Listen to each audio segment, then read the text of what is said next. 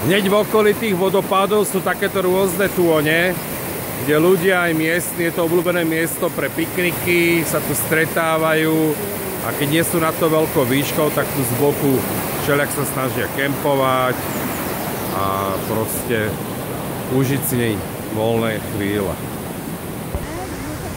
Tu je ďalší pohľad na vodopády. Ináč tie vodopády sa volajú Cascade Ouzou.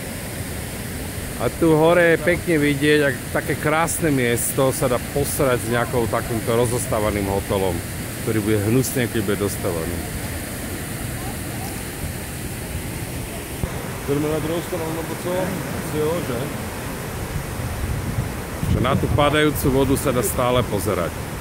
Ideme trošku nižšie a stať vyskúšam nejaké zábery, či je to krajšie. To je tiež pekná výhliadka. Pozrite sa, ako dole. Dole sú tam nejaké loďky.